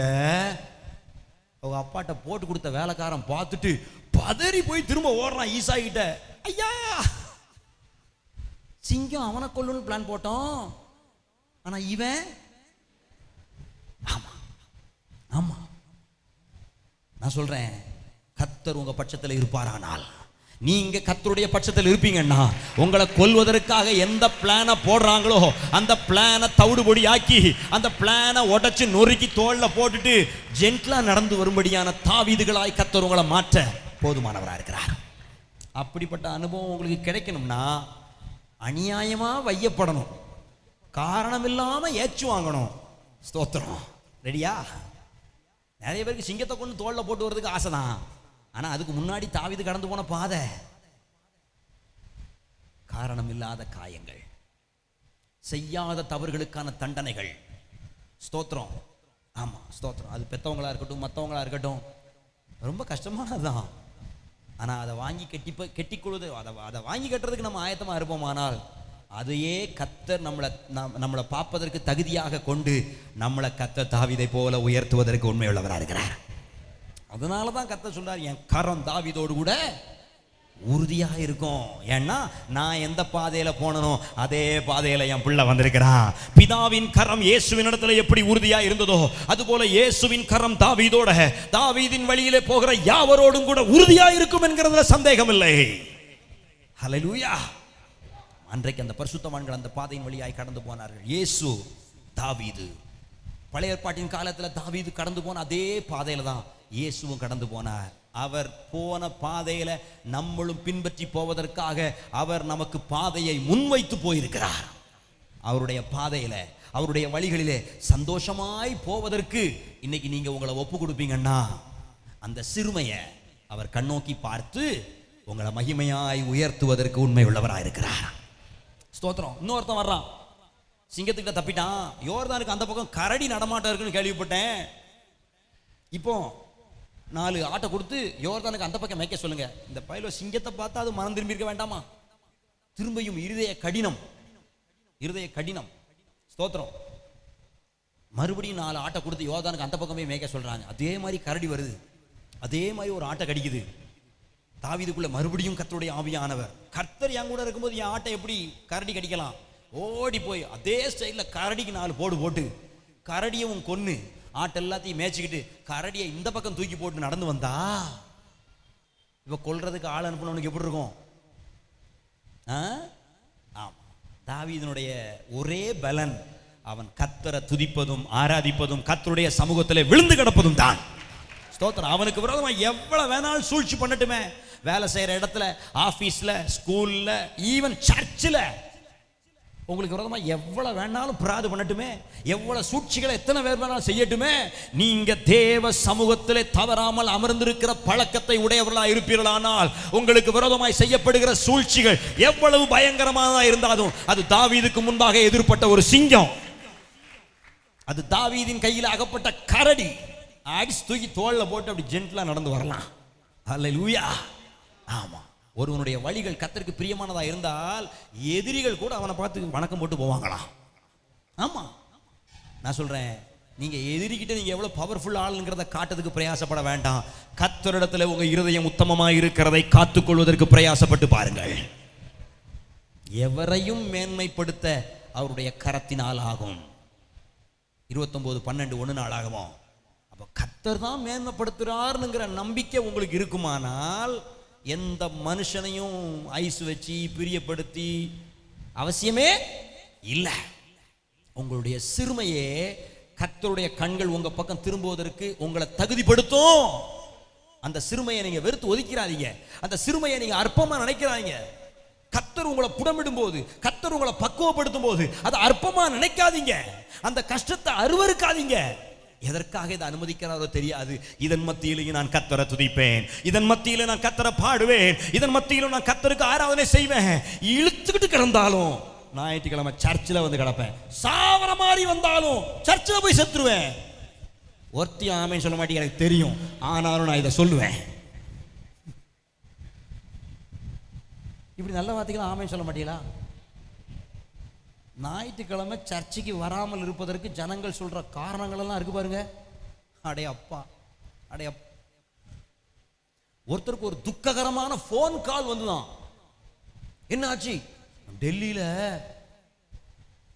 மச்சனோ மாமனுக்கோ ஏதோ ஒரு பிரச்சனை, ஹாஸ்பிட்டல் அட்மிட் பண்ணிட்டாங்க. சரி, டெல்லியில நீங்க என்ன நான் ஒன்றும் பண்ணல, மனசு வேதனையா இருந்ததா, அதனால சர்ச்சுக்கு வரல. ஒன்னால டெல்லியில போய் ஒன்னால டெல்லிக்கே முதல்ல போக முடியாது. அட டேச, நீ சர்ச்சைக்காவது வந்து கத்திர தேடல, அதை பார்த்தாவது மனம் இறங்கி அவனை ஆண்டவர் சுகமாக்குவார்ல. மக்களை எப்படி ஏசன்னு எனக்கு தெரியும். கத்தரை ஆராதிக்கிறதுக்கு பிசாசு எப்படிலாம் ஜனங்களை. ஆனா பாருங்க, அவ்வளவு கடுமையான சூழ்நிலையிலும் கர்த்தரை ஆராதிக்கிறதுல தாவீது விடாப்பிடியா இருந்தார். மழையோ வெயிலோ குளிரோ இப்படிப்பட்ட நிலைமையில தான் இஸ்ரவேலுக்கு ராஜாவா இருந்த சவுலு ஆண்டவர் சொன்ன வேலையை செய்யாம ஆண்டவரை துக்கப்படுத்துகிற ஒரு நபரா இருக்கிறாரு.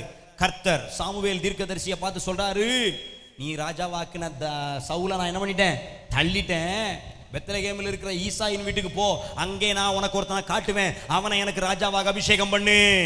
1 சாமுவேல் 16 போங்க. ஸ்தோத்திரம். உடனே சாமுவேல் கேட்கிறாரு, ஐயோ இந்த நேரத்தில் நான் தைல கொம்ப நிரப்பிக்கிட்டு பெத்லகேமுக்கு போனோம்னா இது சாமுவேலுக்கு தெரிஞ்சா என்னையே செய்வானே, கொண்டு போட்டுருவானே. கர்த்தர் சொல்லி கொடுக்காரு பாருங்க, நீனே பலி செலுத்த போறேன்னு சொல்லிட்டு போ. கர்த்தர் சொல்லி கொடுக்காரு பாருங்க. என்னைக்கும் ஊழியக்காரனுக்கு கர்த்தர் சப்போர்ட்டா இருப்பாரு. ராஜாக்களே எழுப்பி வந்தாலும் கர்த்தர் ஊழியக்காரனுக்கு சப்போர்ட்டா இருப்பாரு.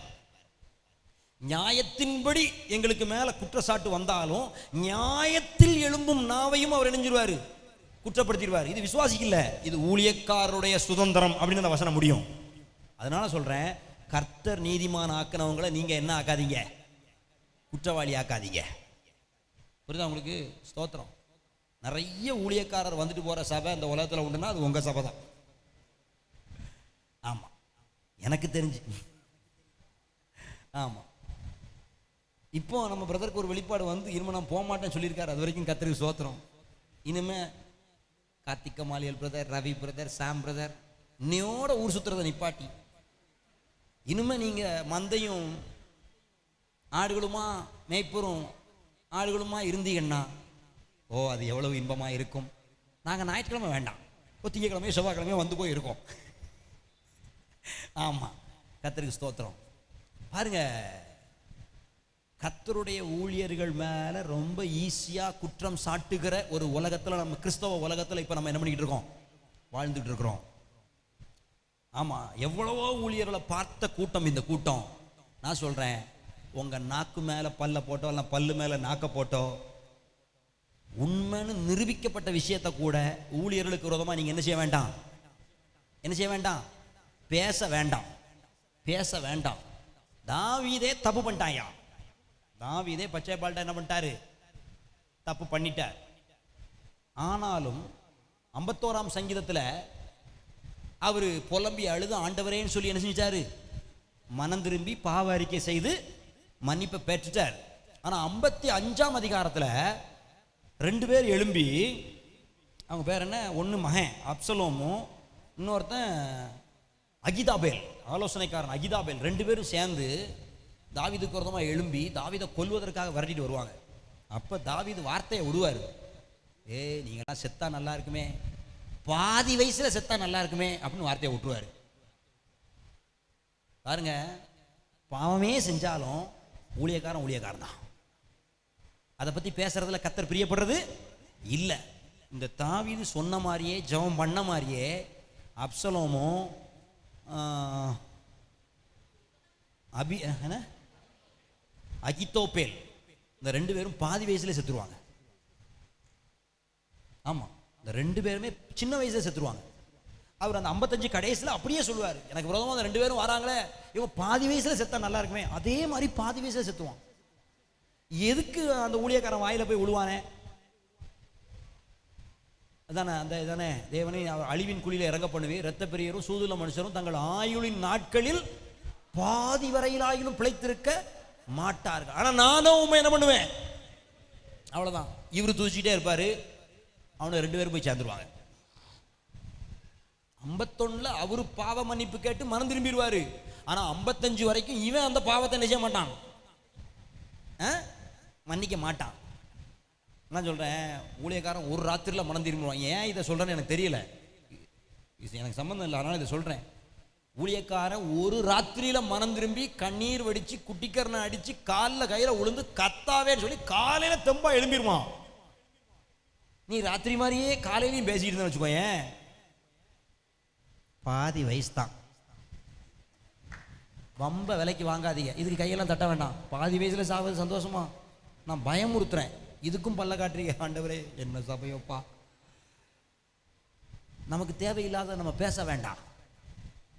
ஆமா, அது நம்முடைய வேலை இல்லை. விசுவாசிய கேள்வி கேட்கறதுக்கு ஊழியக்காரரை வச்சிருக்காரா? ஊழியக்காரரை கேள்வி கேட்கறதுக்கு விசுவாசியை வச்சிருக்காரா? நீங்க சொல்ல மாட்டீங்க, அதை பத்தி எனக்கு கவலை இல்லை. டீச்சரை கேள்வி கேட்கறதுக்கு மாணவர்கள் இருக்காங்களா? மாணவர்களை ஒழுங்குபடுத்துறதுக்கு டீச்சர் இருக்காங்களா? இதுக்கும் பதில் சொல்ல மாட்டீங்க, அதை பத்தி எனக்கு கவலை இல்லை. மனம் திரும்பிடுங்க. ஆமா, ஸ்தோத்திரம். கர்த்தரே சொல்லி கொடுப்பாரு, நீ போ, நான் பார்த்துக்கிறேன். சவுல் வந்து அடிக்க வருவானே, கொல்ல வருவானே, பலி செலுத்த போறேன்னு சொல்லு. அவரே சொல்லி, நாங்கள் எங்களுக்குள்ள நாங்கள் ஒரே டிபார்ட்மெண்ட், நாங்கள் பேசிக்குவோம். எங்கள் டிபார்ட்மெண்ட்டுக்குள்ள நாங்கள் யாரையும் விட்டு கொடுக்க மாட்டோம். ஆமா, அதே மாதிரி சாமுவேல் தீர்க்கதரிசி என்ன செய்யறாரு? போறாரு, போய் ஒவ்வொரு பிள்ளையா கூப்பிட்டா, எலியாப் வரிசையா ஒவ்வொரு பிள்ளையா, அபினதாப், சம்மா, 3 பிள்ளை பேர் தான் போட்டிருக்கு. 4வது பையன் பேர் ஓசன்னாவான். அந்த அந்த புக்கில் நீங்கள் படிக்கலாம். 7 பிள்ளையும் ஒவ்வொரு பிள்ளையா பார்த்து ஆண்ட சொல்ற, நீ அவன் முகத்தை பார்க்குற, நானும் இருதயத்தை பார்க்குறேன், இவன் ஒருத்தனும் தகுதி இல்லை. திரும்ப சாமுவேல் தீர்க்கதரிசி கேட்கிறாரு ஈசாயை பார்த்து, ஈசாயே இன்னும் உனக்கு பிள்ளைகள் உண்டா? ஆமா, ஒருத்தன் இருக்கான். இதுவரைக்கும் ஈசாய் தன் வாயால 8வது ஒரு பிள்ளை இருக்குன்னு அவன் என்ன பண்ணதில்லை, சொன்னதே இல்லை. பைபிளை நீங்க கவனிச்சு பார்த்துருக்கீங்களா? ஒரு இடத்துல ஈசாய்க்கு 7 பிள்ளைன்னு போட்டிருக்கோம், 1 நாளாகமத்தில். ஒரு இடத்துல 8 பிள்ளைன்னு போட்டிருக்கோம். ஏன்னு கேள்வி கேட்டிருக்கீங்களா? ஏன்னா ஈசாயி எங்கேயுமே தனக்கு 8 பிள்ளைன்னு என்ன பண்ண மாட்டாரு, சொல்ல மாட்டாரு. ஆனா சாமுவேல் வந்து கேட்கும்போது போய் சொல்ல முடியுமா? மாத்தி சொல்ல முடியுமா? ஆமா, முடியாது. அதனால ஆமா இன்னொருத்தன் இருக்கான், அவன் எங்க, அவன் எங்கேயோ ஆடு மேய்ச்சிட்டு இருப்பான். அப்படின்னா எவ்வளவு பெரிய விஐபி வாராரு. சமஸ்த இஸ்ரவேலுடைய கவனமும் அன்னைக்கு எருசலேம் மேல திரும்பி இருக்குது, பெத்லகேம் மேல திரும்பி இருக்குது. அன்னைக்கு முழு இஸ்ரவேலுக்கும் ஒரே தீர்க்கதரிசி, சாமுவேல் தீர்க்கதரிசி. அவர் புறப்பட்டு வாராரு. ஆசாரியர்கள், லேவியர்கள் எல்லாரும் பின்னாடி வராங்க. எருசலேம் நகரமே புடைசூழ நிக்குது, பெத்லகேமே அப்படியே பதறி நிக்குது. ஸ்தோத்திரம். ஆனா பாருங்க, யார் வீட்டுக்கு வர்றாரோ, யாரை தேடி வர்றாரோ, அந்த ஆளு ஆடு மேய்ச்சிட்டு இருக்காரு. எப்படி பார்த்தீங்களா? அப்பந்தான் தாவீது சாமுவேல் சொல்றாரு, அவனை கூப்பிடு, அவன் வர்ற வரைக்கும் நான் என்ன செய்ய மாட்டேன், பந்தி உட்கார மாட்டேன். ஸ்தோத்திரம். ஊரே காத்து கிடக்குது. யாரை வேண்டாம் வேண்டாம் வெறுத்து ஒதுக்குனாங்களோ, எந்த அண்ணமாரு கல்லை கொண்டு எரிஞ்சாங்களோ, அவ்வளவு அண்ணமாரும் காட்டுக்கு ஓடுறான். தாவீது தாவீது தாவீதுன்னு தேடி ஓடுறான். ஹல்லேலூயா. ஆமா, யார் உங்களை பழிச்சாங்களோ, யார் உங்களை ஒதுக்குனாங்களோ, யார் உங்களை வெறுத்தாங்களோ, அவர் உங்களை தேடி ஓடி வரும்படியான நாட்களை கர்த்தர் உங்களுக்கு முன்பதாக வைத்திருக்கிறார். நீங்க கர்த்தருக்கான உண்டான காவலை காத்து நின்று பாருங்க. ஸ்தோத்திரம். பொறுமையோடு கூட கர்த்தருக்காய் காத்திருந்தேன். பைபிள்ல சொல்லியிருக்கு, அவர் என்னிடமாய் சாய்ந்து. ஹல்லேலூயா. ஆமா, அப்படியே கர்த்தர் சாய்வாரா, ஒரு பக்கமா சாய்வாரா. அந்த ஸ்தோத்திரம். 1 சாமுவேல் 16ஆம் அதிகாரத்துல ஒரே ஒரு விஷயத்தை மட்டும் நான் டெமான்ஸ்ட்ரேட் பண்ணி முடிக்க விரும்புறேன். ஸ்தோத்திரம். திருப்புங்க, 1 சாமுவேல் 16ஆம் அதிகாரத்துக்கு திருப்புங்க. ஸ்தோத்திரம். 12ஆம் வசனம். ஆள் அனுப்பி அவனை அழைப்பித்தான். அவன் சிவந்த மேனியும் அழகிய கண்களும் நல்ல ரூபம் உள்ளவனுமாயிருந்தான். அப்பொழுது கர்த்தர் என்ன சொல்றாரு, இவன் தான், நீ எழுந்து இவனை அபிஷேகம் பண்ணு என்றார். கர்த்தர் சொல்றாரு, தாவீதுக்காக கர்த்தரும் காத்திருக்காரு, தாவீதுக்காக சாமுவேல் தீர்க்கதரிசி காத்திருக்காரு, தாவீதுக்காக தாவீது அப்பா காத்திருக்காரு, தாவீது அண்ணன்மார் ஓடி அலையறாங்க, எல்லாம் ஊரே காத்து நிக்குது. யாருக்காக? ஓரங்கட்டப்பட்ட தாவீதுக்காக, ஒதுக்கி வைக்கப்பட்ட தாவீதுக்காக, கசக்கி எரியப்பட்ட அந்த சிறுவனுக்காக சமஸ்த இஸ்ரவேலும் தீர்க்கதரிசிகளும் காத்திருக்கும்படியான சூழ்நிலையை கர்த்தர் உருவாக்கினார். ஆமா, ஸ்தோத்திரம். தான் சாமுவேல்னு வச்சுக்கோங்களேன். ஆமா, அபிகாயில் வா, ஸ்தோத்திரம். நான் தான் கர்த்தர். இப்போ இவ தான் சாமுவேல் தீர்க்கதரிசி. கூடி அங்கே இதில் நில்லு, இங்கே வா, இதில் ஏறி நில்லு. இதுதான் சாமுவேல் தீர்க்கதரிசின்னு வச்சுக்கோ, சரியா? ஆமாம். தாவீது யாரை சொல்ல? யாராவது ஒரு பிள்ளைகள் வாங்க பார்ப்போம் முன்னாடி. வாங்க வாங்க வாங்க. இவ தான் தாவீது, நல்ல பட்டு பாவடை உடுத்தி சிவந்த மேனி. வா, வேகமாக வராது, வா. இந்த தாவீது நேராக வீட்டுக்குள்ள பூந்துருவா போல இருக்கு. அங்கே போவதாய், அங்கே போ, அங்கே போ, முடிச்சிருவோம். அங்கே போ, அங்கே போ. நீ காட்டிலேருந்து வரணும்மா, பாஞ்சு வாரியம்மா, ஸ்லோ மோஷன்ல வா. தோத்திரம். தான் சாமுவேல் தீர்க்கதரிசி, தான் தாவீது. என்ன, நான் தான் கர்த்தர்னு வச்சுக்கோங்க. இப்போ அந்த வசனத்தை படிங்க பார்ப்போம். 12 கர்த்தர் சொன்ன வார்த்தையை படிங்க பார்ப்போம்.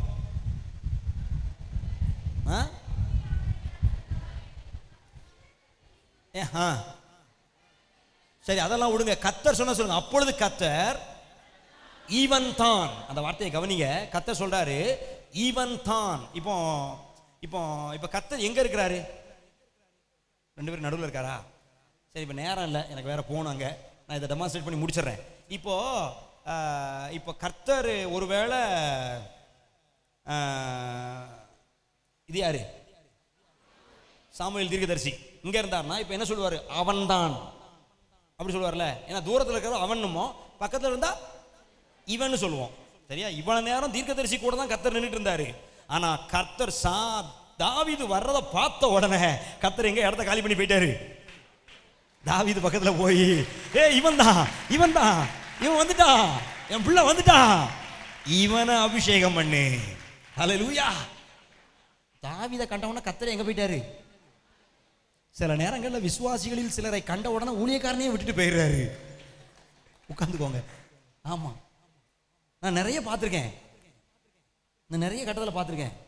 அவருக்கு பிரியமான சில புது ஆத்துமாக்கள் அப்படி வருவாங்க பாருங்க. கர்த்தர் டப்புன்னு அப்படி அவங்களுக்கு சப்போர்ட்டா அங்கே போய் நின்று, என் பிள்ளை வந்துட்டான், இவனை நல்ல கவனி, இவனை நல்ல ஜோமனு, நான் இவனை விடுவிக்க ஆசையா இருக்கிறேன், சர்ச்சுக்குள்ள வந்துட்டான், இவனை விடுவிக்கிறேன் என்று சொல்லி கர்த்தர் அங்கே இறங்கி சந்தோஷப்படுகிறதை நாங்கள் ஆவியிலே உணர்ந்திருக்கிறோம். கர்த்தர் ஒருவேளை சாமுவேல் தீர்க்கதரிசியோடு இருந்தார், அவன் தான் அவனை கூப்பிட்டு அபிஷேகம் சொல்லியிருப்பாரு. ஆனா கர்த்தர் எங்க போயிட்டாரு? இவன் தான், இவன் தான், அந்த வந்துட்டான் பாரு, இவன் தான், இவனை அபிஷேகம் பண்ணு. ஹல்லேலூயா. அன்னைக்கு கர்த்தரும் தாவீதுக்காக காத்திருந்தார், இஸ்ரவேலும் தாவீதுக்காக காத்திருந்தது. நான் சொல்றேன், கர்த்தர் உங்களுக்காகவும் காத்திருப்பார். எப்ப தெரியுமா? எப்ப தெரியுமா? காரணமில்லாத காயங்கள் உங்க மேல படும்போது, காரணமில்லாத சொற்களை நீங்க சகித்துக் கொள்ளும் போது, ஸ்தோத்திரம், கர்த்தர் உங்களுக்காய் காத்திருப்பார். அநியாயமா இயேசு அடிக்கும் போது, அநியாயமா இயேசுவை ஸ்தோத்திரம் துப்பும் போது, ஸ்தோத்திரம், பிதாவானவர் காத்திருந்தார். என் பிள்ளை எவ்வளவு கஷ்டப்படுறான், என் பக்கத்துல வரட்டும், எனக்காக இவ்வளவு கஷ்டமா? ஆமா, ஸ்தோத்திரம். நான் இன்னைக்கு காலையில இப்படி ஒரு வார்த்தை எழுதினேன். ஈசாய் தன்னை நேசித்தான், பிதாவோ நம்மை நேசித்தார். இன்னைக்கு காலையில நான் இதை எழுதினேன். ஈசாய் தன்னை நேசிச்சதுனால பிள்ளை என்ன செஞ்சான்? பிள்ளை என்ன செஞ்சான்? தன்மானம், தன் மரியாதைக்காக தன்னை நேசிச்சதுனால பிள்ளைய வெறுத்தான். ஆனா பிதாவானவர் நம்மை நேசித்ததுனால தன் பிள்ளையை அந்த மாதிரி கொடுமையான சூழ்நிலைக்கு விட்டு கொடுத்தார். ஆமா, பிதாவானவர் நம்மளை நேசிச்சதுனால. இப்ப நான் ஒரு கேள்வி கேட்க, பிதாவானவர் இயேசு அதிகமா நேசிச்சாரா, உங்களை என்னை அதிகமா நேசிச்சாரா? உங்களை என்னை அதிகமா நேசிச்சதுனால தான் தன்னுடைய சொந்த குமாரனை சாவதற்கு ஒப்பு கொடுத்தாரு. அவர் இயேசு அதிகமா 2 பேரையும் நேசிச்சாருங்க. யார் அதிகமா நேசிச்சாரு? உங்களை என்னையும் தான் பிதாவானவர் அதிகமாய் நேசித்தார். அதனாலதான் தன்னுடைய சொந்த குமாரன் என்றும் பாராமல் அவரை நமக்காக சாவதற்கு விட்டு கொடுத்தார். உங்களை விட இயேசுவை நேசிச்சா வச்சுக்கோங்களேன், இந்த பையில செத்து போட்டும் இயேசுவை காப்பாத்திடுவோம் அப்படி நினைச்சிருப்பாருல. இஸ்ரவேலியனுடைய லைஃப்ல அப்படி நினைச்சிட்டாரு. மோசே, வா, நான் ஒன்ன பெரிய ஜாதி ஆக்கிடுறேன், இவனோ வணங்கா கழுத்துள்ள ஜனங்கள், இவனோ வனாந்தரத்திலே சாகட்டும், முடிவு பண்ணிட்டார்ல. மோசே நீ வாப்பா, நான் உன்னை பெரிய ஜாதி ஆக்கிறேன் அப்படி சொன்னவரு இயேசுவின் விஷயத்துல, நம்முடைய விஷயத்துல அப்படி நடக்கவில்லை. இயேசு அண்ணா செத்தா சாகட்டும், நீங்க காப்பாற்றப்படணும், நீங்க என் கூட பரலோகத்துக்கு வரணும். இயேசு அவ்வளவு கஷ்டத்தையும் தாங்கி நின்றுடுவாரு. இந்த பிள்ளைகளால நிக்க முடியாது, கஷ்டத்துல இவங்க விசுவாசத்தை விட்டு வழிகி போயிருவாங்க அப்படின்னு சொல்லி உங்க மேல வைத்த தமது அன்பை விளங்க பண்ணுவதற்காக தம்முடைய சொந்த குமாரன் என்றும் பாராமல் இயேசுவையே கொடுத்தவர் மற்ற எல்லாவற்றையும் அருளாதிருப்பது எப்படி? இயேசுவையா கொடுத்தாரியா? பிதாவானவர் நம்மை நேசித்தார். ஒரு தாய், ஒரு தகப்பன், சகோதரர். இயேசு ஒன்றும் அனாதை இல்லைங்க. அவருக்கு அம்மா இருந்தாங்க. அவர் சாகும்போது 7 பேர் அவருக்கு அண்ணன் தங்கச்சி மாதிரி இருந்தாங்க. பைபிளில் எங்கேயுமே ஒரு அண்ணனோ ஒரு தங்கச்சியோ வந்து அவருக்கு சப்போர்ட்டாக வந்தாங்க, அவருக்கு உதவி செஞ்சாங்க, அப்படி ஏதாவது இருக்கா? அப்படிதான் இருக்கா? அவர் முழு மனுஷனா அடி வாங்கி கதறும் போது கொஞ்சமாச்சும் கூட பிறந்தவங்க நமக்கு அனுசரணையா வந்து நிக்கணும்னு ஒரு தேடல் இருக்குமா இருக்காதா? இருக்குமா இருக்காதா? எந்த தம்பியும் எந்த தங்கச்சியும் அன்னைக்கு இயேசுக்கு துணையா வந்து என்ன செய்யல? அனாதையா நின்னார், தனியா நின்னார். எவ்வளவு கஷ்டம் இல்ல? என்ன 33 வயசு வாலிப பையன், பிதாவானவர் தம்முடைய சொந்த பிள்ளை வாலிபனை சட்டையை உறிஞ்சி அரை நிர்வாணமான கோலத்தில் அவமானப்படுத்தும்படி அவரை தொங்க விட்டு கொண்டிருக்கிறதை பிதாவானவர் பார்க்க சகிக்காமல் எவ்வளவு வேதனைப்பட்டிருப்பார். அவ்வளவு வேதனை யாருக்காக? நீங்களும் நானும் நல்லா இருக்கணுங்கிறதுக்காக, உங்க மேல என் மேல வச்ச தமது அன்பை விளங்க பண்ணுவதற்காக. கடைசியா ஒரு வார்த்தை சொல்லி முடிக்கிறேன். காரணமில்லாத காயங்கள், செய்யாத குற்றத்திற்கான தண்டனைகள் உங்கள் மேல் சுமத்தப்படும் போது தாவீதை போல, இயேசுவை போல பொறுமையாய் சகித்துக் கொள்வதற்கு இன்றைக்கு உங்கள் இருதயத்தை பக்குவப்படுத்துவீர்களானால், அவன் செய்த பாவமும் அல்ல, அவன் பெற்றோர் செய்த பாவமும் அல்ல, தேவனுடைய கிரியை அவனிலே வெளிப்படும்படியாக அப்படி நடந்தது. உங்கள் மூலமாய் தேவனுடைய நாமம் மகிமைப்படும்படியாக அப்படி ஒரு காரியத்தை கர்த்தர் அனுமதித்தால் அதை சந்தோஷமாய் ஏற்றுக்கொள்கிற மனப்பக்குவம் உங்களுக்கு இருக்குமானால், நான் சொல்றேன், இந்த பூமியிலே நீங்கள் பாக்கியவான்கள். உங்கள் மூலமாய் தேவனுடைய கிரியைகள் வெளிப்படும். உங்கள் மூலமாய் கர்த்தருடைய நாமம் மகிமைப்படும். என் மூலமா கர்த்தருடைய நாமம் மகிமைப்பட வேண்டும் என்கிற விருப்பம் உங்களுக்கு இருக்குமானால், காரணமில்லாத காயங்களை உங்கள் மேல் சகித்துக் கொள்வதற்கு ஆயத்தமாய் இருந்து பாருங்கள். தேவனுடைய கிரியைகள் உங்கள் மூலமாய் வெளிப்படும். தேவனுடைய நாமம் உங்கள் மூலமாய் மகிமைப்படும். இன்னைக்கு இயேசுவுக்கு அப்படிப்பட்ட ஆட்கள் தேவை. ஆனா இன்னைக்கு நியாயம் பேசுகிறதற்கும் சவுடால் பேசுவதற்கும் தன்னுடைய நீதியை வெளிப்படுத்தி காட்டுவதற்குமே கிறிஸ்தவர்கள் பலம் கொண்ட மட்டும் கத்துகிறார்கள். கர்த்தர் தாங்க நம்முடைய நீதியை விளங்க பண்ணணும். கர்த்தர் தான் நம்முடைய நியாயத்தை விளங்க பண்ணணும். நம்ம நியாயத்தை பேசுவதற்கு இடமே பூமியில இல்ல. அப்புறம் பேச துடிக்க வேண்டாம். கர்த்தர் நமக்காக எழுந்திருந்த ஒரு நேரம் உண்டு. கர்த்தர் தாவீதை தேடி வருகிற ஒரு நேரம் உண்டு. இஸ்ரவேலுக்கு ராஜாவா இருந்த சவுலை நான் தள்ளிட்டேன், அடுத்தது யார் ராஜான்னு சொல்லி கர்த்தர் பரலோகத்திலிருந்து அப்படி பார்க்கும்போது அங்கே காட்டுக்குள்ள கிடந்து கர்த்தரை துதித்துக் கொண்டிருக்கிற ஒரு சிறுவன் தாவீதை கர்த்தர் கண்டுபிடித்தார். எஸ், நீங்க கர்த்தருடைய இதயத்தை சந்தோஷப்படுத்துற ஆளா இருந்து பாருங்க. நீங்க எந்த கீழான நிலைமையில வேணாலும் கிடக்கலாம், எவ்வளவு மோசமான நிலைமையில வேணாலும் தரையில கிடக்கலாம், குப்பையா இருக்கலாம்.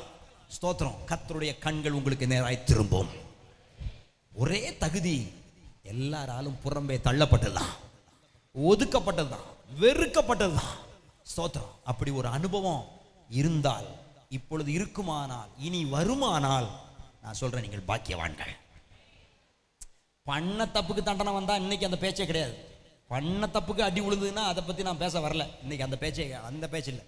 இல்லாத பொல்லாத சில சண்டையில் வாயை கொடுத்து பிரச்சனையை கிளப்பி விட்டு அறை வாங்கிட்டு வருவாங்க.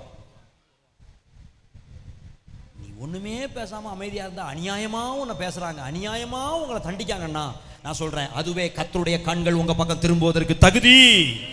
பேசிராதீங்க, நலமானதையும் பேசாதபடிக்கு. இதுதான் உங்களுக்கு நான் சொல்ற தீர்க்க தரிசனம். காரணமில்லாத காயங்கள், காரணமில்லாத ஆயுதங்கள் உங்களுக்கு நேராய் திரும்பும் போது, கர்த்தாவே கர்த்தாவே என்று அவரையே நோக்கி கூப்பிட்டு பாருங்கள். கர்த்தருடைய கவனம் உங்கள் பக்கம் திரும்பும். கர்த்தருடைய கண்கள் உங்களை நோக்கி பார்க்கும். அதுவே உங்களை உயர்த்துவதற்கு உங்களை தகுதிப்படுத்தும்.